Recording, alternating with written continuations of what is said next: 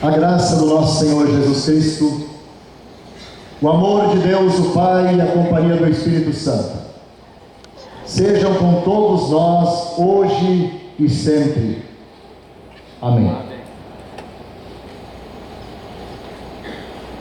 Querido povo de Deus, é maravilhoso fazer parte da família de Deus, não é mesmo? Eu fico imaginando se no céu é melhor, é mais perfeito do que aqui no mundo.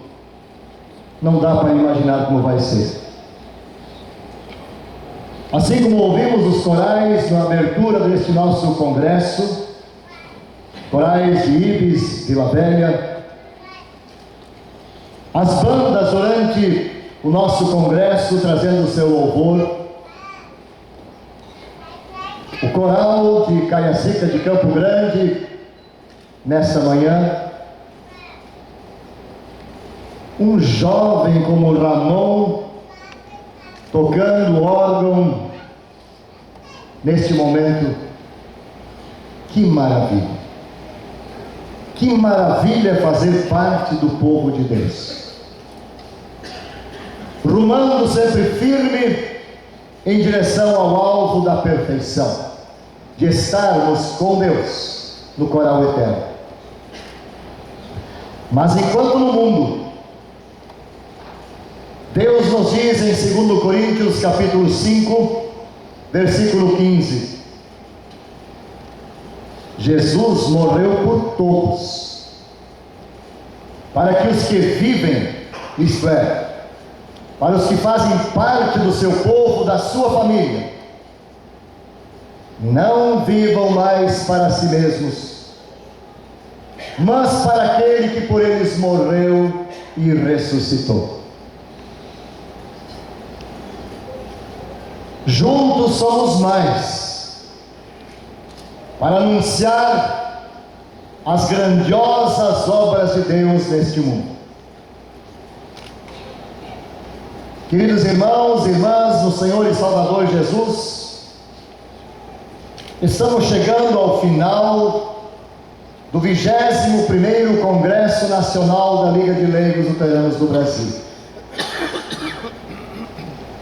Aqui nós meditamos, aqui nós ouvimos excelentes palestras, aqui nós louvamos, cantamos, confraternizamos, brincamos, nos divertimos. Na verdade, aqui nós nos sentimos, como diz o salmista, como é bom e agradável viverem unidos os irmãos, numa grande família, a família de Deus. Juntos somos mais. Que grande desafio, que grande oportunidade, que grande missão, que grande e bela responsabilidade. Já dizia o sábio Salomão: melhor é serem dois do que um, porque se caírem, um ajuda o outro a se levantar. Jesus disse: um reino dividido contra si mesmo ficará deserto. Uma cidade ou uma casa dividida contra si mesmo não subsistirá. O apóstolo Paulo criticou a igreja de Corinto porque havia divisão entre eles. Uns se diziam de Paulo, outros se diziam de Apolo, outros de Pedro. E aí o apóstolo pergunta: porventura Cristo está dividido? Por acaso Paulo deu a sua vida por vocês? E ele conclui: A palavra da cruz é loucura para os que se perdem, mas poder de Deus para aqueles que creem e vivem eternamente. Para nós os que cremos. E diz o nosso texto: Cristo morreu por todos, para que os que vivem não vivam mais para si mesmos, mas para aquele que por eles morreu e ressuscitou. Isto é loucura para o mundo. Um pouco adiante do nosso texto, versículo 16, ali diz: a palavra da cruz é loucura para os que se perdem. Diz ali: Cristo, todos aqueles que têm a nova vida em Cristo, não vivem mais para si mesmos, mas por aquele que por eles morreu e ressuscitou. Eis o grande desafio. E quando Lutero fala sobre esta verdade, ele disse o seguinte: todos quantos olharem e conhecerem a Cristo segundo a carne, necessariamente ficarão decepcionados e haverão de se escandalizar com esta mensagem, como aconteceu com os judeus. Pois visto que a carne e sangue não pensam além do que enxergam e sentem, ao ver que Cristo é crucificado como qualquer mortal, eles precisam concluir: acabou, terminou, aqui não há vida e muito menos bem-aventurança, aqui nós não encontramos solução, ele próprio está perdido. Quem não quer escandalizar-se com ele, tem que passar por cima da carne e ser fortalecido pela palavra, para que no Espírito reconheça como Cristo se tornou bem vivo e maravilhoso, exatamente através do seu sofrimento e da sua morte. Quem faz e pode fazer isso de verdade, passa a ser uma nova criatura em Cristo, dotada de percepção nova e espiritual. Paulo disse: já não sou eu quem vive, mas é Cristo que vive em mim. Novas criaturas em Cristo. Juntos somos mais. E é exatamente nesta nova vida que nós queremos viver e agir, e testemunhar, e servir, e trabalhar.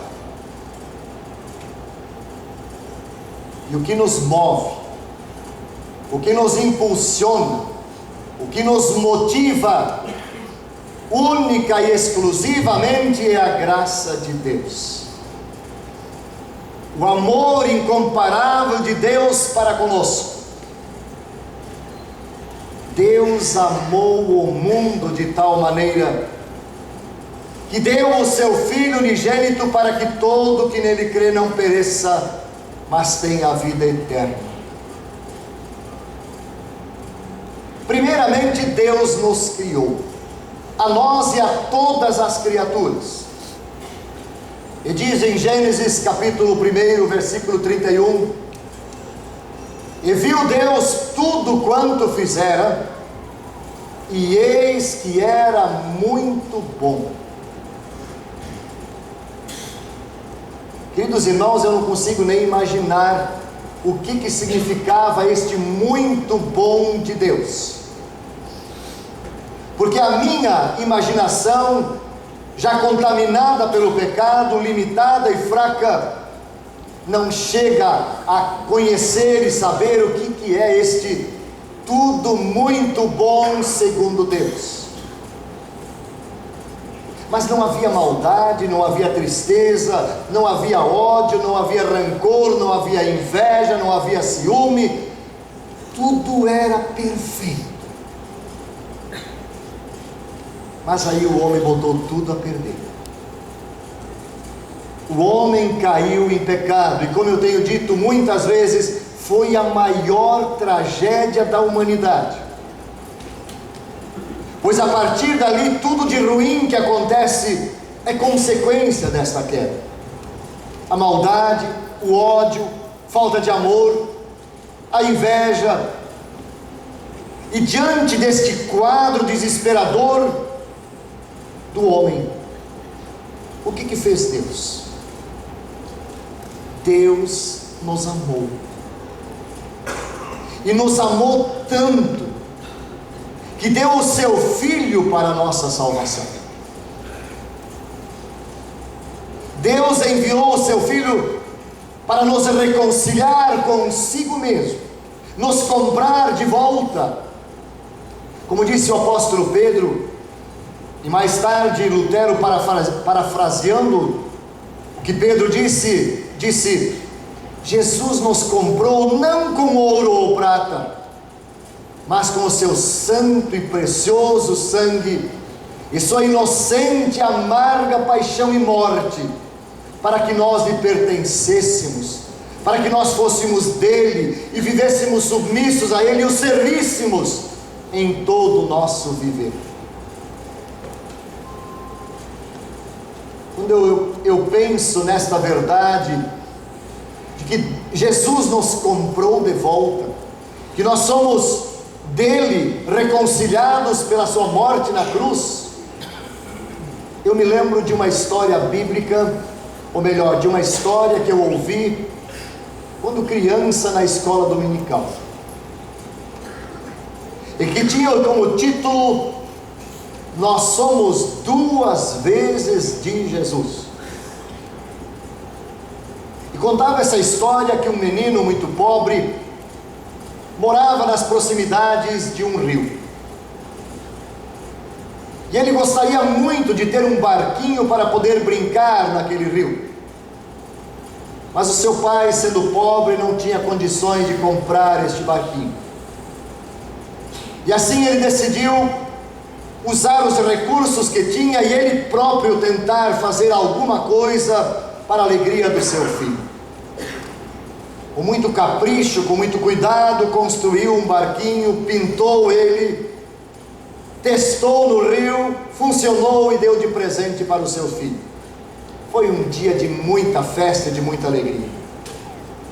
Diariamente o filho tinha o prazer dele de ir até o rio, largar o seu barquinho, puxá-lo de volta e ali ficar brincando horas e horas com o seu brinquedo. Certo dia, enquanto brincava, ele ouviu um barulho para o centro da cidade, e olhando naquela direção e ouvindo sirenes, ele viu fumaça subindo, e imaginou: é fogo. E como toda criança curiosa, amarrou o seu barquinho na margem do rio e foi correndo para ver o que lá acontecia. E quando voltou, já bastante tarde, foi direto ao rio buscar o seu barquinho, mas eis a surpresa, o barquinho não estava mais ali. Procurou, desceu um pouco mais à margem e não encontrou nada. Voltou para casa chorando, falou para o seu pai pedindo ajuda. Os dois foram até o rio, mas o barquinho eles não encontraram. Passaram-se alguns dias, e certo dia esse menino, andando pelo centro da cidade, olhando as vitrines, olhou para dentro de uma loja de brinquedos e lá estava o seu barquinho, não tinha dúvida. Ele entrou e disse ao dono daquela loja: aquele barquinho é meu. E ele disse: pode ser, se você o comprar. Pede para o teu pai vir comprá-lo. Não, aquele barquinho foi eu e meu pai que fizemos, aquele é nosso. E não teve conversa. Buscou o seu pai em casa, olharam, era o barquinho de verdade. mas não tinha a não ser comprá-lo. O pai começou a juntar tudo que era possível de recurso, de dinheiro. Até passar alguns dias ele conseguiu juntar o suficiente, foi lá na loja e comprou o barquinho de volta. E quando estão saindo da loja, o filho abraçado, feliz com o seu barquinho, ele diz ao pai: pai, agora eu entendi o que a professora queria dizer na escola dominical. Ela disse que nós somos 2 vezes de Jesus. É que nem o nosso barquinho, né, pai? Nós o fizemos, ele fugiu, desapareceu, e nós o compramos de volta com o seu sacrifício, pai. Nós somos 2 vezes de Jesus. Ele nos comprou de volta, nos reconciliou com o Pai, através do seu sacrifício e morte na cruz. E Ele agora nos diz: não vivam mais para vocês mesmos, mas vivam para aquele que por vocês morreu e ressuscitou.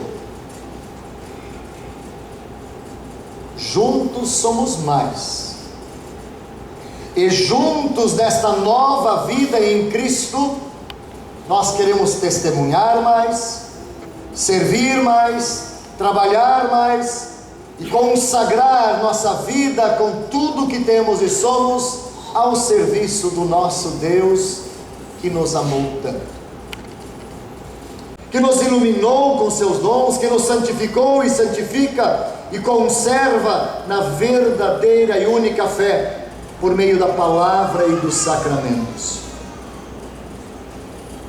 Unicamente por sua paterna e divina bondade,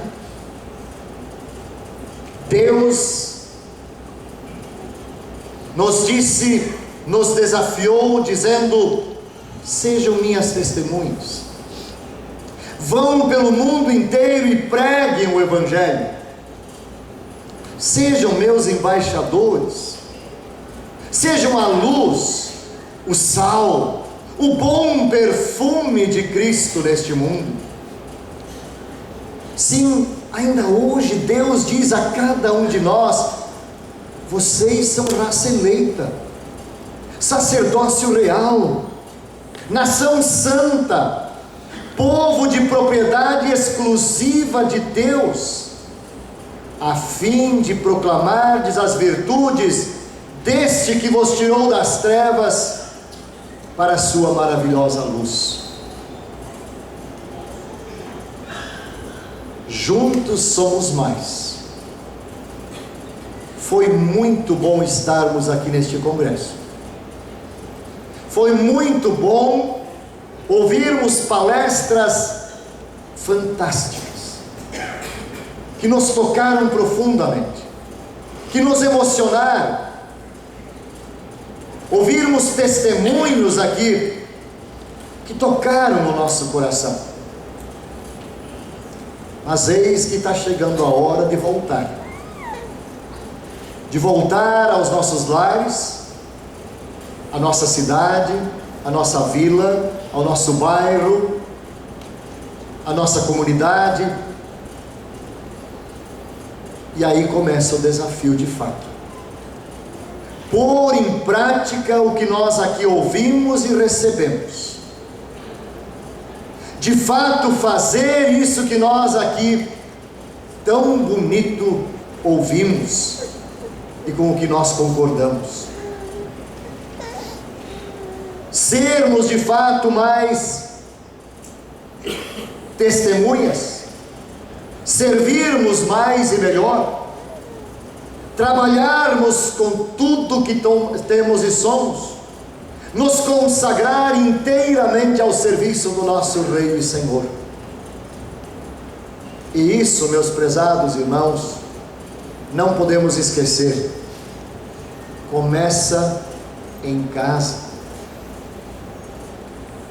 Jesus disse que esta mensagem da reconciliação, do arrependimento e da salvação, seja anunciada a todas as nações. começando em Jerusalém, começando em casa, em nosso lar, em nossa família, com os nossos filhos, com os nossos pais, com os nossos irmãos, com os nossos vizinhos, com os colegas de trabalho, na rua, na sociedade, na comunidade, envolvendo os nossos irmãos, para que juntos possamos testemunhar mais, servir mais, trabalhar mais, por aquele que nos amou primeiro e mais do que tudo, por aquele que nos deu nova vida em Cristo, uma nova vida que é loucura para o mundo, mas para nós que cremos, poder de Deus. Que o bondoso Deus nos dê força, nos dê coragem, nos dê ânimo, entusiasmo, para de fato, juntos, unidos, possamos anunciar sempre mais e melhor as grandes coisas que o Senhor tem feito. Com tudo que temos e somos, a Ti nos sagramos, Senhor. Assim cantam as servas do nosso Brasil, com muito entusiasmo e com muita alegria. Juventude luterana, forte em santa união, segue a Jesus Cristo, Mestre, nosso fiel pendão. Assim cantam entusiasmados e confessam os nossos jovens pelo Brasil. E nós, leigos, conclamamos um ao outro, nos desafiamos mutuamente, nos incentivamos, convidamos e dizemos, leigos, com Jesus marchai, desfraldai o seu pendão, sem demora proclamai o Evangelho do perdão. Vossa voz sem medo erguei, para os homens convocar, ao serviço deste Rei, que nos veio aqui salvar. Leigos, vamos batalhar pela causa de Jesus, na congregação, no lar. O nosso lema seja a cruz. Recebereis. Que assim seja. Amém? Amém.